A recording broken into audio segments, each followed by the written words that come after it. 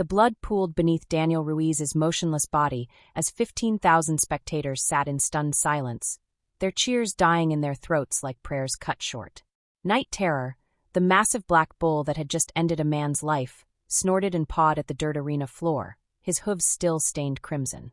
The animal's dark eyes reflected the harsh stadium lights as he was led away, leaving behind only the devastating echo of what had just unfolded in those final, horrific seconds. But this story doesn't begin with Daniel's death. It begins 3 hours earlier, in the stifling heat of a Dallas August evening, when a 28-year-old cowboy from El Paso was lacing up his boots for what he believed would be the greatest ride of his career. Daniel Ruiz had always known he would die young. Not in some mystical, prophetic way, but in the practical manner of a man who spent his living climbing onto the backs of animals bred to kill. Bull riders didn't retire to rocking chairs and grandchildren. They retired to wheelchairs and morphine drips, if they were lucky enough to retire at all. The statistics were brutal and unforgiving. 1 in 15 riders would suffer a career-ending injury each season, and 1 in every 1,000 rides resulted in a fatality. Tonight, Daniel would become that statistic. The American Airlines Center buzzed with the familiar electricity of championship night, but beneath the excitement lay an undercurrent of dread that seemed to seep through the concrete walls. The Professional Bull Riders World Finals had drawn the most dangerous animals and the most desperate men, creating a volatile combination that everyone felt but nobody wanted to acknowledge. "Night Terror's looking mean tonight," whispered Tommy Chin, a rookie from California whose hands shook as he worked rosin into his bull rope. The 19-year-old had drawn Bone Crusher for his first ride, but his eyes kept drifting toward the holding pen where Night Terror waited like a living nightmare. Daniel glanced toward the pen and felt his stomach tighten. The bull was massive even by professional standards, nearly 2,000 pounds of muscle, bone, and rage compressed into a form that seemed designed by evolution specifically to destroy human beings. Night Terror's horns curved like twin scythes, and his reputation preceded him like a funeral march. In 7 years of professional bucking, the animal had been successfully ridden only 12 times in over 200 attempts. More importantly, he had sent 43 men to the hospital and ended the careers of 7 riders. "Every bull's mean when you're sitting on his back," Daniel replied, but his voice lacked its usual confidence. He'd studied hours of footage, analyzed every spin and kick, memorized the bull's patterns until he could predict them in his sleep. But watching Night Terror pace in his pen, Daniel felt something he rarely experienced anymore: genuine fear. The locker room reeked of liniment, leather, and nervous sweat. Cowboys in various stages of preparation filled the space. Some praying silently, others engaging in the elaborate superstitions that had supposedly kept them alive this long. Marcus Webb, Daniel's closest friend on the circuit, sat in the corner methodically taping his wrist, the same ritual he'd performed before every ride for the past 8 years. "You feeling it tonight, Danny?" Marcus asked, though the question felt different somehow. "Heavier." Daniel nodded, checking his protective vest for the 3rd time in 10 minutes. The Kevlar and foam padding might save his ribs from being crushed, but it wouldn't help if Night Terror decided to stomp on his head. Nothing protected you from that except luck, skill, and the reflexes of the bullfighters whose job was to distract the animal after the ride. His phone vibrated against his thigh. A text from Maria, his wife. "The girls are watching Daddy on TV. Sophia says you look nervous. Are you okay?" Daniel stared at the message for a long moment. His 6-year-old daughter had always been eerily perceptive, able to read his moods even through a television screen from 300 miles away. How could he explain to her that Daddy was nervous because he might not come home tonight?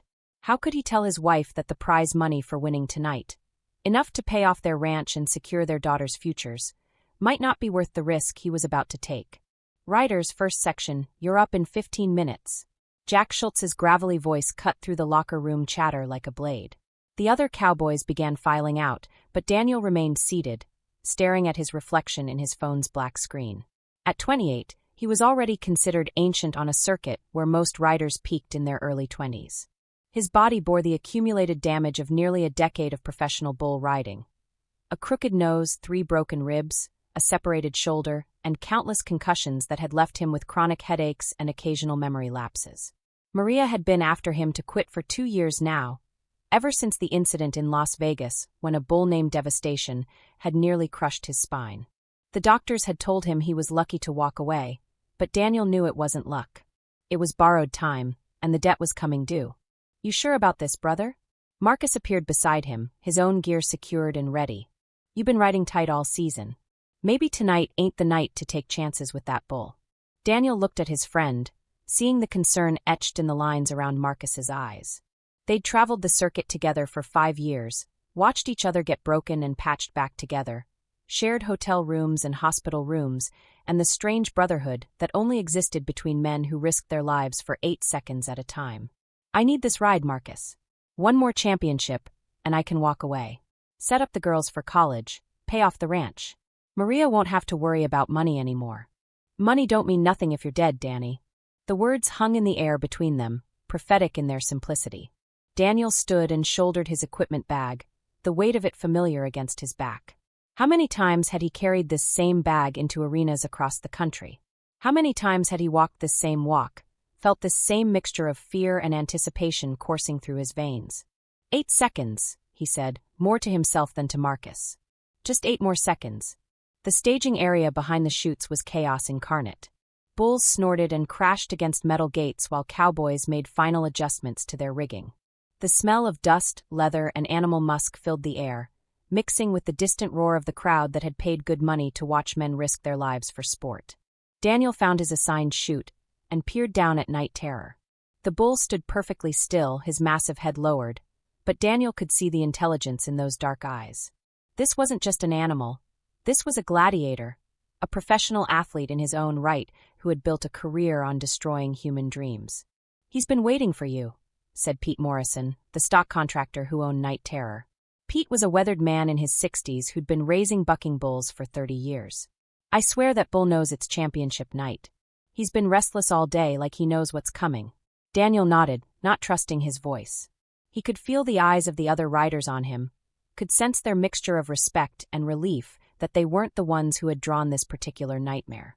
Night Terror represented the pinnacle of their sport, the ultimate test of courage, skill, and luck. Riding him successfully would guarantee Daniel's place in bull riding history. Failing to ride him might guarantee something else entirely. The arena speakers crackled to life, and the announcer's voice boomed across the facility. "Ladies and gentlemen, we've reached the final round of championship night, and we have a matchup that will go down in professional bull riders' history. In chute number 5, we have Daniel Ruiz from El Paso, Texas, sitting on the back of the legendary Night Terror." The crowd erupted in cheers that seemed to shake the building's foundation. Daniel could hear his name being chanted by thousands of voices, could feel the weight of their expectations pressing down on him like a physical force. This was what he'd worked for his entire career, this moment, this ride, this chance at immortality. But as he prepared to lower himself onto Night Terror's broad back, Daniel Ruiz had no way of knowing that in less than 8 minutes, his name would indeed become immortal, just not in the way he'd hoped. Daniel's gloved hands trembled slightly as he worked the rosin into his bull rope, the sticky substance that would either save his life or fail him when he needed it most. The ritual was sacred among bull riders, the careful preparation of equipment that would be their only connection to 1,500 pounds of bucking fury. One loose wrap, one moment of carelessness, and the rope that was supposed to keep them on the bull's back could become a noose that trapped them beneath crushing hooves. "Take your time, Danny," called out Jim Harrison, the veteran bullfighter who would be responsible for distracting Night Terror after the 8-second buzzer. Jim was 42 years old, ancient by bull riding standards, with a face that looked like a roadmap of every bull that had ever tried to kill him. His job was to position himself between the rider and the bull the moment Daniel hit the dirt, buying precious seconds that could mean the difference between walking away and being carried away. "That bull's got a pattern," Jim continued, his voice steady despite the chaos around them. "He spins left out of the chute 3 hard spins, then drops his front end and kicks high. When you come off, and you will come off, roll toward the gate. Don't try to be a hero and get up quick. Stay down and let me do my job." Daniel nodded, though he could barely hear Jim's words over the thundering of his own heartbeat. His pulse hammered against his temples with a rhythm that seemed to match the restless stomping of Night Terror's hooves below. The bull knew what was coming. Animals at this level weren't just livestock. They were athletes who understood the game as well as any human participant. 3 chutes down, Marcus Webb was settling onto the back of a bull called Rampage, a smaller but notoriously unpredictable animal with a tendency to charge riders after throwing them. Marcus caught Daniel's eye and nodded once, a gesture that carried the weight of their friendship and the unspoken understanding that this might be the last time they saw each other intact. The thought struck Daniel with unexpected force. In all his years of riding, through all the injuries and close calls, he'd never truly contemplated his own mortality. Bull riding was dangerous, yes, but it was also his life, his identity, his purpose. The danger was abstract, something that happened to other people, less skilled riders who made mistakes Daniel was too good to make. But Night Terror was different. The bull represented something beyond ordinary danger. He was chaos incarnate, a force of nature that operated by rules Daniel didn't understand. Looking down at the massive animal, Daniel felt for the first time like prey rather than predator, like a man walking voluntarily into a lion's den with nothing but luck and 8 seconds standing between him and oblivion. "Danny, your wife's on the phone," said Jack Schultz, the event coordinator, holding out a cell phone with an apologetic expression. "Says it's important." Daniel took the phone with hands that weren't quite steady. "Maria? Baby, I know you're about to ride, but I had to call." Maria's voice carried the musical accent of her Mexican heritage, softened by 20 years in Texas, but still unmistakably beautiful. Sophia woke up crying from a nightmare. She said she dreamed that Daddy got hurt by a big black bull. The words hit Daniel like a physical blow. His daughter's dreams had always been vivid, sometimes eerily prophetic in the way that only children's dreams could be. When she was 4, Sophia had dreamed about their neighbor's horse breaking its leg 2 days before it happened. At 5, she'd woken up screaming about a car accident the morning before Maria's sister was rear-ended at a traffic light. "Honey, Sophia just watches too much bull riding on TV. She knows I'm riding tonight, so her brain is just mixing up the scary stuff she's seen before." But even as he said the words, Daniel felt a chill that had nothing to do with the arena's air conditioning. His daughter's sobs were audible through the phone, high and desperate in a way that spoke to some primal part of his brain that had kept humans alive for millions of years. "Maybe you could. I don't know, be extra careful tonight." Maria's voice was small, vulnerable in a way that reminded Daniel why he'd fallen in love with her 12 years ago in a dusty rodeo arena in Lubbock. She'd been working as a barrel racing instructor, fearless on horseback, but somehow fragile in all the ways that mattered. "I'm always careful, baby. You know that." "I know. I love you. The girls love you. We need you to come home." The line went dead, leaving Daniel staring at the phone screen and fighting the urge to walk away from the chute, away from Night Terror, away from the championship that had consumed his thoughts for the past 3 years. The smart play was to scratch from the ride, take the points he'd already earned, and settle for second place in the world standings. Second place still came with a substantial payout, enough to make a real difference for his family's future. But champions weren't made by playing it safe. Champions were made by facing down their fears when everything was on the line. "You good to go, Danny?" Jack Schultz was looking at him with the concerned expression of a man who'd seen too many riders make emotional decisions in the moments before a dangerous ride. "If you need a minute." "I'm good." Daniel handed back the phone and turned his attention to the bull rope in his hands. The braided surface was worn smooth in places where countless hands had gripped it, each rider leaving behind invisible traces of their hopes and fears. Night Terror shifted beneath the chute, and Daniel could feel the power in that movement. Muscle and bone and primal intelligence, all focused on the singular goal of removing whatever dared to climb onto his back. The bull's reputation wasn't built on luck or accident. It was built on a systematic destruction of human ambition that had played out in arenas across the country for 7 years. "He's 2,200 pounds tonight," said Pete Morrison, consulting a clipboard with the bull's vital statistics. "Biggest he's ever been. Been feeding him extra grain for the past month to get him ready for tonight. 2,200 pounds. Daniel weighed 175. The math was simple and terrifying. He was about to pit himself against an animal that outweighed him by more than 12 to 1. An animal bred for violence and trained by experience to inflict maximum damage on human riders. The crowd's roar suddenly intensified as Marcus Webb's ride began 3 chutes away. Daniel could hear the familiar sound of hooves on arena dirt, the grunt of effort from both bull and rider, and then the sudden silence that always followed a wreck. A moment later came the collective gasp that meant someone was hurt. Daniel forced himself not to look, not to see whatever had happened to his friend. In bull riding, you learned early not to watch the disasters unfold around you. Seeing another rider get hurt was like staring at your own future, and no one could perform with that kind of image burned into their mind. Marcus is up and walking, called one of the other riders, and Daniel felt a wave of relief wash over him. Walking was good. Walking meant no spinal injuries, no life-altering damage. No phone calls to wives and children explaining why Daddy wouldn't be coming home the same way he left. The arena crew was resetting the dirt surface, dragging the ground smooth, and removing any debris that might affect the next ride. Daniel watched their efficiency with the detached interest of a condemned man observing the preparation of his execution chamber. Every detail seemed magnified.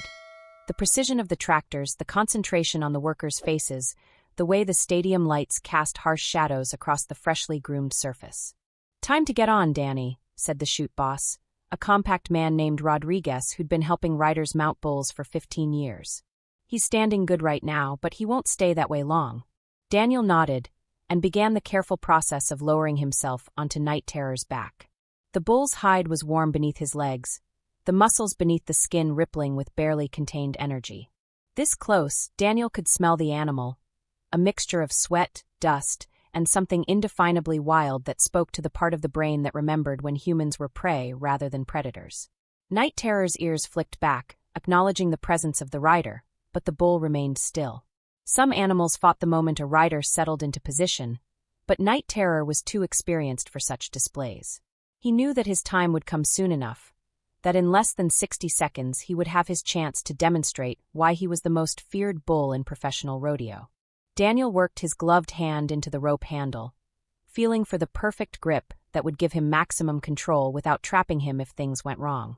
The rope was his lifeline, but it could just as easily become his death sentence if he got hung up and couldn't free himself from the bull's back. "How's that feel?" asked Rodriguez, checking the position of Daniel's hand and making small adjustments to ensure the rope was properly centered. "Good," Daniel replied, though his voice sounded strange to his own ears.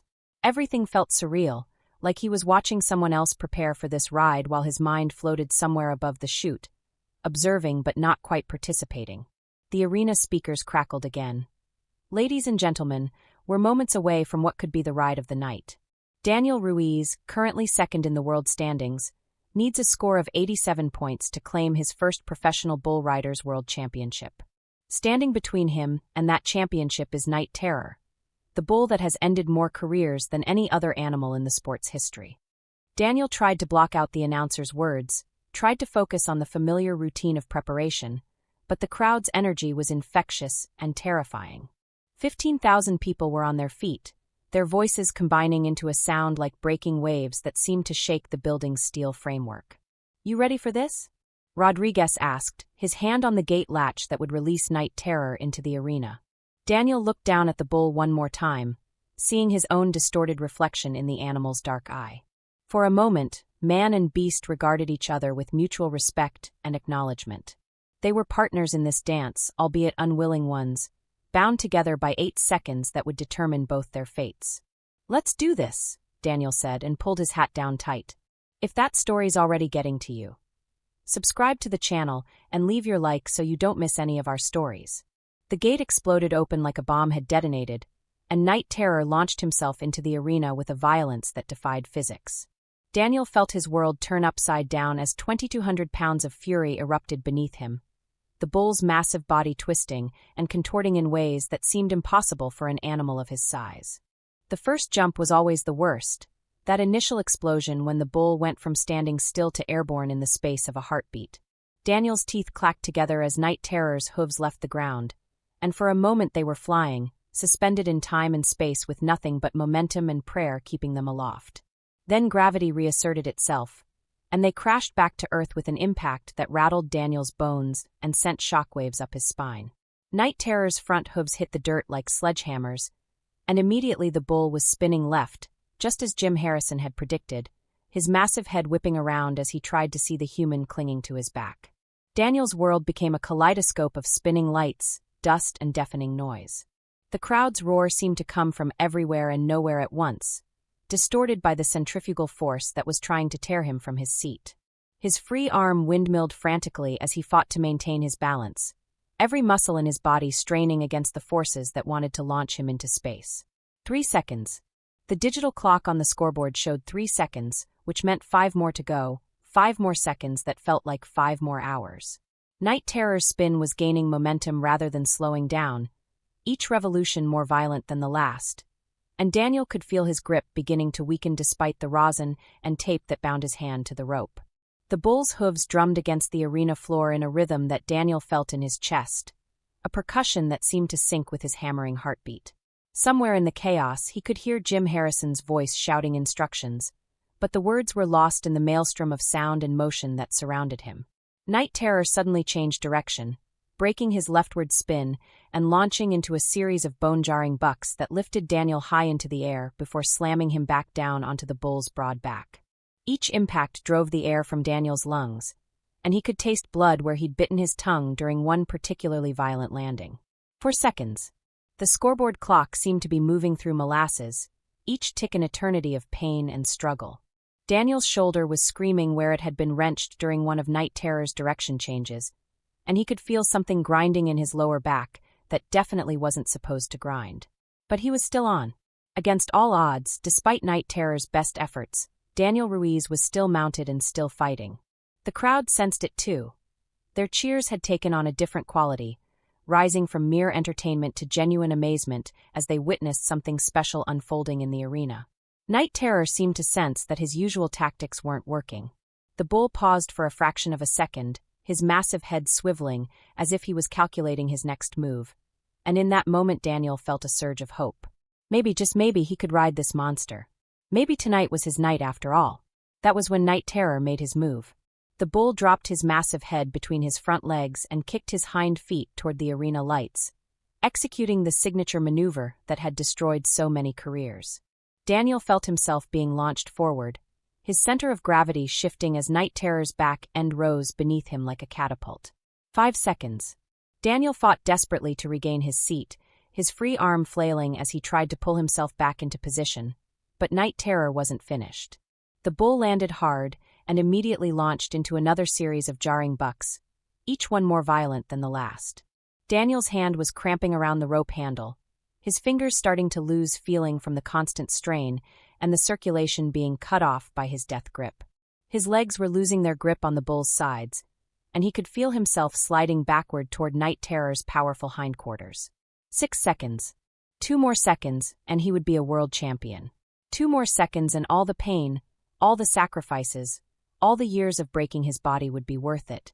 2 more seconds and he could retire knowing he'd conquered the unconquerable, ridden the unrideable. But Night Terror had other plans. The bull executed another of his signature spins, this one faster and more violent than any before it, and Daniel felt his carefully maintained balance finally give way. His body was thrown to the right while his trapped hand held him to the left, creating a devastating torque that his shoulder joint simply couldn't withstand. 7 seconds. Daniel knew he was coming off even before his hand broke free from the rope. Time seemed to slow as he felt himself becoming airborne, his body separating from Night Terror's back in what felt like the most natural thing in the world. For a moment, he was flying weightless and free, and in that moment he realized that 7 seconds might be enough. 7 seconds on Night Terror was more than most riders had ever managed. But then time snapped back to normal speed, and Daniel remembered why falling off a bull was only half the battle. He hit the arena dirt hard, his shoulder taking the brunt of the impact as he rolled desperately away from Night Terror's hooves. The bull spun toward him, eyes blazing with fury, massive head lowered for a charge that would crush whatever was unfortunate enough to be in his path. Daniel rolled again, his body moving on instinct and adrenaline, and he could hear Jim Harrison's voice cutting through the chaos. "Stay down, Danny. Stay down and let me work." But something was wrong. Daniel tried to push himself to his feet, the way he'd done hundreds of times after hundreds of rides, but his legs wouldn't respond properly. The impact had rattled his nervous system, leaving him disoriented and struggling to coordinate his movements. Night Terror, meanwhile, had located his target. The bull charged with the single-minded fury of a locomotive, his massive head lowered and his hooves churning up clouds of arena dirt. Jim Harrison was sprinting from the other side of the arena, shouting and waving his hat in a desperate attempt to redirect the bull's attention, but Night Terror had locked onto Daniel, and nothing was going to deter him from his goal. Daniel saw him coming and tried to roll away, but his body was betraying him, his muscles refusing to obey the urgent commands his brain was sending. He managed to get his hands and knees under him, managed to start crawling toward the safety of the fence, but it was like moving through molasses while Night Terror approached at the speed of vengeance. The bull's hooves sounded like thunder on the packed dirt, each step bringing him closer to the man who had dared to climb onto his back. Daniel could feel the vibration through the ground, could sense the massive presence bearing down on him, could almost feel Night Terror's hot breath on his back as the distance between them evaporated. 8 seconds. The buzzer sounded just as Night Terror reached him. Daniel had made the 8-second ride. He was a world champion. But championships didn't matter when 2,200 pounds of fury was about to crush your spine. Night Terror's front hooves came down like pile drivers, missing Daniel's head by inches, but catching him squarely in the lower back. The impact drove him flat against the arena floor, and Daniel felt something fundamental give way inside his body. Not just bones or muscles, but something deeper, something essential. The bull's momentum carried him forward, and his rear hooves followed the same path as his front ones. Daniel tried to curl into a protective ball, tried to shield his vital organs, but there was nowhere to hide from the devastating force that was Night Terror in full rage. The second impact caught Daniel in the abdomen, just below his protective vest. The force of it drove all the air from his lungs and sent shockwaves of agony through his entire body. He could taste copper in his mouth, could feel warmth spreading across his chest that he knew wasn't sweat.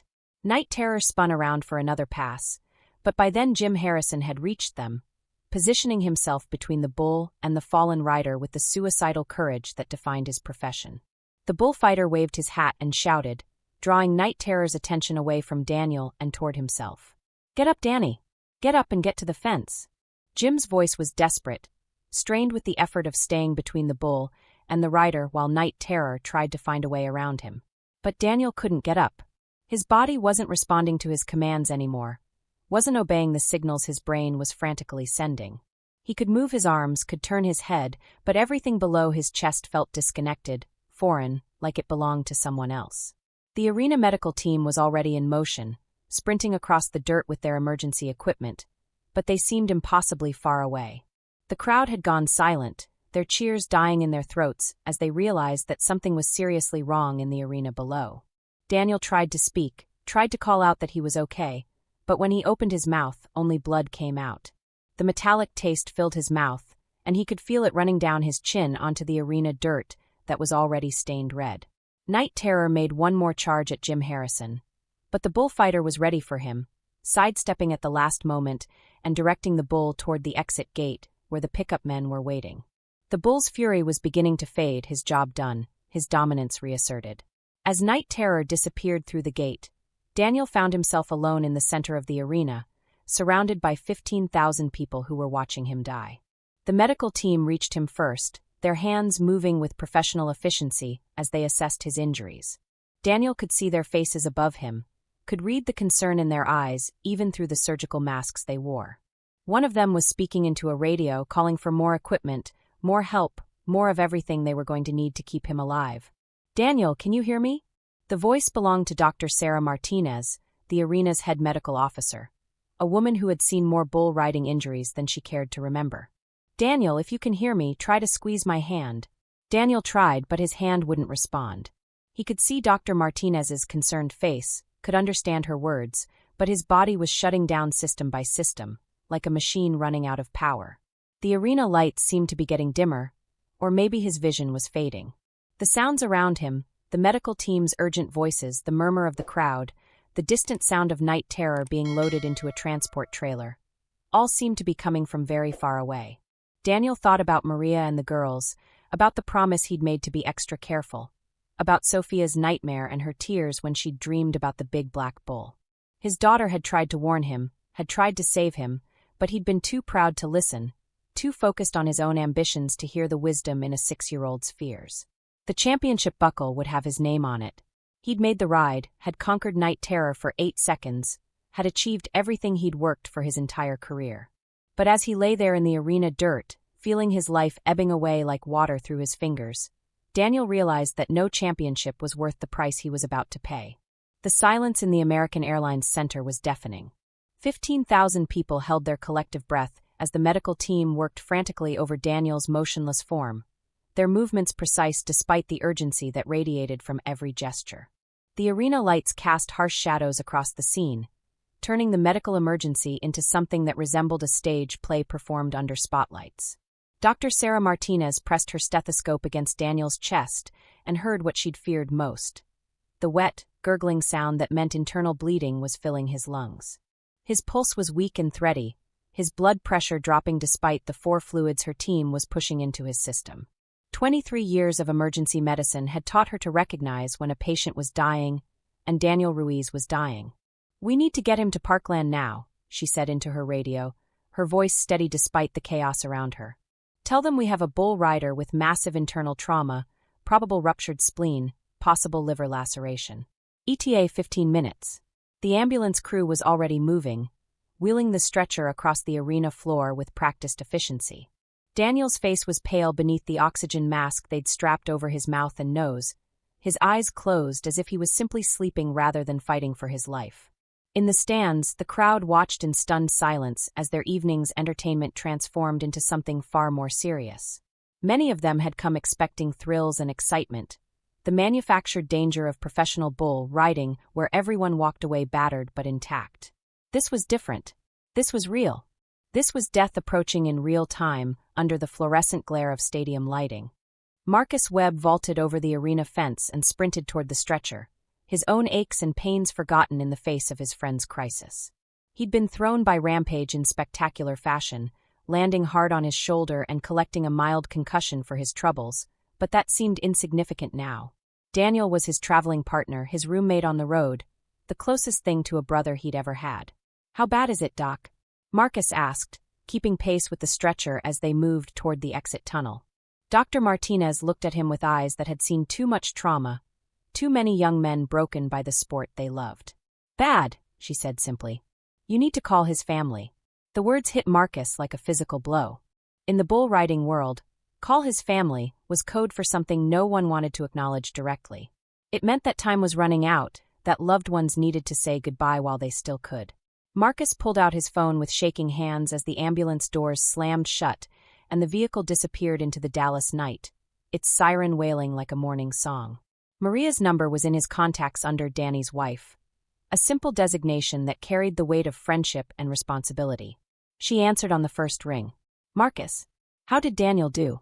I saw him make the 8 seconds on TV, but then the camera cut away and—" "Maria, you need to get to Dallas. Now. Tonight." Marcus's voice cracked despite his efforts to stay strong. "Danny's hurt bad. Real bad." The silence on the other end of the line stretched for what felt like hours. When Maria finally spoke, her voice was small and frightened, like a child lost in the dark. "How bad is bad, Marcus?" "They're taking him to Parkland Hospital.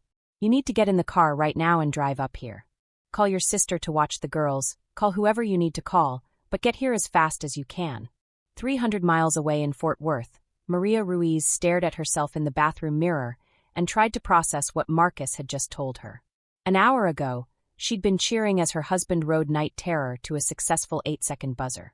The announcer had declared Daniel the new professional bull riders world champion, and she'd danced around the living room with Sophia and Isabella, celebrating their father's greatest achievement. Now Marcus was telling her to drive to Dallas because Daniel might not survive the night. The next few hours passed in a blur of phone calls, rushed packing, and desperate prayers. Maria's sister Rosa arrived to watch the twins, who were too young to fully understand what was happening, but old enough to sense that something was terribly wrong. Sophia, the more perceptive of the two, clung to her mother's leg and refused to let go. "Is Daddy going to die?" she asked with the brutal directness that only children possessed. Maria knelt down and took her daughter's face in her hands, looking into eyes that were identical to Daniel's. "Daddy's hurt, Mija, but the doctors are going to take good care of him. I need to go be with him right now, okay? Tia Rosa is going to stay with you and Isabella." But Sophia wasn't satisfied with easy answers. "In my dream, the black bull killed Daddy." "Did the black bull kill Daddy?" The question hung in the air like smoke, impossible to ignore. Maria felt tears burning her eyes as she remembered how dismissive Daniel had been of their daughter's nightmare, how confident he'd been that nothing could happen to him. He was Daniel Ruiz, after all. He was invincible. "I don't know, baby. I just don't know." The drive to Dallas was the longest 3 hours of Maria's life. She pushed her car to its limits, racing through the Texas darkness while her phone rang continuously with calls from friends, family, and reporters who had somehow gotten her number. The bull riding community was small and tight-knit, and word of Daniel's injury was spreading through it like wildfire. At Parkland Hospital, Daniel lay unconscious in the trauma bay while a team of surgeons debated his fate. The initial CT scan had revealed the extent of his injuries: a ruptured spleen, lacerations to his liver, 3 broken ribs, and internal bleeding that was proving difficult to control. Dr. James Patterson, the trauma surgeon on call, had seen similar injuries before, usually in car accident victims or construction workers who had fallen from great heights. "He's lost a lot of blood," Dr. Patterson told his team as they prepped Daniel for emergency surgery. "We're going to have to move fast if we want to save him." But even as he spoke the words, Dr. Patterson knew that Daniel's chances were slim. The combination of injuries was severe, and the patient had already gone into shock twice since arriving at the hospital. Sometimes, despite all of medical science's advances, the human body simply couldn't recover from the trauma inflicted upon it. Maria arrived at the hospital just as Daniel was being wheeled into surgery. She caught a glimpse of his face through the small window in the operating room door, pale, peaceful, looking nothing like the vibrant man who had kissed her goodbye 3 days earlier when he left for Dallas. Marcus was waiting in the surgical intensive care unit's family lounge, still wearing his bull riding gear minus the protective vest. His left arm was in a sling from his own wreck earlier that evening, but he'd refused pain medication so he could stay alert for Maria's arrival. "Any word?" she asked, though his expression had already told her everything she needed to know. "He's been in surgery for 4 hours. Doc came out once to say they were having trouble controlling the bleeding." Marcus's voice was hoarse from exhaustion and emotion. "Maria, I need to tell you something. Danny made the ride. He rode Night Terror for the full 8 seconds. He's the world champion." Maria stared at him for a moment before letting out a sound that was part laugh, part sob. Her husband had achieved his dream, had won the championship that had consumed his thoughts for years, and it might end up killing him. "He kept saying he just needed one more championship," she whispered. "Just one more, and then he'd retire. We'd have enough money to pay off the ranch, send the girls to college. One more championship." She sank into one of the uncomfortable plastic chairs that populated hospital waiting rooms across the country and buried her face in her hands. This wasn't how the story was supposed to end. Champions rode off into the sunset with their buckles and their prize money and their tales of glory. They didn't die on operating tables while their families waited in sterile hospital corridors. Dr. Patterson emerged from the operating room at dawn, his scrubs stained with blood and his face etched with fatigue. Maria and Marcus jumped to their feet, reading his expression and knowing before he spoke that the news wasn't good. "We did everything we could," he said, the words that families in hospital waiting rooms dreaded most. "Mr. Ruiz suffered massive internal trauma. We were able to repair some of the damage, but he lost too much blood. His body went into irreversible shock, and we couldn't get him back." The words hit Maria like physical blows, each one driving her deeper into a darkness she hadn't known existed. Daniel was gone. The man who had promised to be extra careful, who had kissed her goodbye and sworn he'd come home safe, was never coming home again. "I'm sorry for your loss," Dr. Patterson continued. "If it's any consolation, he wouldn't have suffered. He was unconscious from the moment of impact. But it wasn't a consolation. Nothing would ever be a consolation again." Maria thought about Sophia and Isabella, asleep in their beds 300 miles away, who would wake up to discover that their father was never coming home. She thought about the ranch that would have to be sold now, about college funds that would never be filled, about dreams that had died with her husband on the arena floor. The news of Daniel's death spread through the bull-riding world like a shock wave. Social media exploded with tributes from fellow riders, fans, and industry professionals who had known and respected him. The Professional Bull Riders Organization issued a statement calling him a true champion who died doing what he loved, but Maria found no comfort in their words. The funeral was held a week later in El Paso, Daniel's hometown, where he'd grown up dreaming of bulls and championships. The church was packed with cowboys, their Sunday best a stark contrast to the jeans and boots they usually wore. Many of them had ridden with Daniel, had shared hotel rooms and hospital visits, had celebrated his victories and commiserated over his defeats. Marcus delivered the eulogy, his voice breaking as he talked about his friend's dedication to his family, his respect for the sport, and his unwavering courage in the face of danger. "Danny died doing what he loved," Marcus said, echoing the organization's statement. "But more than that, he died trying to provide for his family. He was a champion in every sense of the word." But even as Marcus spoke, Maria wondered if being a champion was worth the price her husband had paid. The World Championship buckle sat on their mantelpiece now, a piece of metal and leather that had cost Daniel his life. The prize money would help with immediate expenses, but it would never replace the man who had earned it. Sophia and Isabella, dressed in matching black dresses, sat in the front pew and tried to understand why their father wasn't coming home.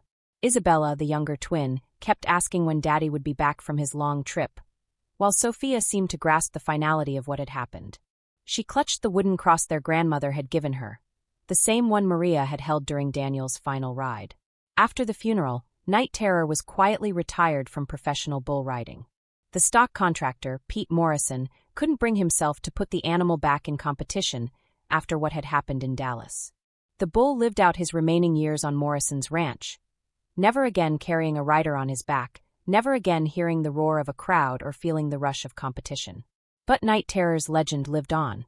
Videos of Daniel's fatal ride were watched millions of times on social media, analyzed by riding instructors and safety experts who tried to determine what had gone wrong. Some blamed Daniel's technique, others pointed to equipment failure, but the truth was simpler and more terrible. Sometimes, despite all precautions, despite all skill and experience, the bulls won. The American Airlines Center continued to host bull riding events, but they installed a memorial plaque near the arena floor honoring Daniel Ruiz and other riders who had died in pursuit of their dreams. The plaque read simply, "To those who dared to ride and paid the ultimate price for 8 seconds of glory." Maria moved the girls back to El Paso, closer to family, and tried to rebuild their lives without Daniel. The ranch was sold to pay off debts, and she took a job as a school administrator, trading her dreams of being a stay-at-home mother for the reality of being a single parent with 2 children to support. Sophia never spoke about her nightmare again, but Maria sometimes caught her daughter staring at the championship buckle on the mantelpiece with an expression too old for her young face. The little girl had tried to warn her father, had seen his fate in a dream, but adults didn't listen to children's nightmares. Adults believed in skill and experience and preparation, not in the prophetic visions of 6-year-old girls. Years later, when Sophia was old enough to understand what had happened that night in Dallas, she would ask her mother why her father had chosen to ride Night Terror when he knew how dangerous it was. Maria would struggle for an answer, trying to explain concepts like ambition and legacy and the peculiar mathematics that led men to risk everything for fleeting moments of glory. "Your father thought 8 seconds was worth it," she would finally say. 8 seconds to be the best in the world, to provide for his family, to prove something to himself. He thought it was worth the risk. But as Maria spoke those words, she wondered if Daniel would make the same choice again, knowing what it would cost. Would he still climb onto Night Terror's back if he could see Sophia and Isabella growing up without their father? Would the championship still matter if he knew the price his family would pay? Dallas remembered that night, the night when entertainment became tragedy, when sport became death, when a young man's dreams died under the hooves of a bull named Night Terror. The city had seen countless sporting events, had cheered for heroes and mourned defeats, but nothing quite like what happened that August evening when Daniel Ruiz rode into immortality and never came home. In the end, Daniel got his 8 seconds. He got his championship, his place in history, his moment of glory under the bright lights of the American Airlines Center. But 8 seconds wasn't enough time to say goodbye to his wife and daughters, wasn't enough time to tell them he loved them one more time, wasn't enough time for anything except the ride itself. 8 seconds to forever. 8 seconds that changed everything. 8 seconds that Dallas would never forget. And somewhere in the darkness beyond the arena lights, Night Terror's hoofprints remained pressed into the dirt, a permanent reminder of the night when glory and tragedy danced together under the Texas stars, when a man's dreams died in the very moment they came true.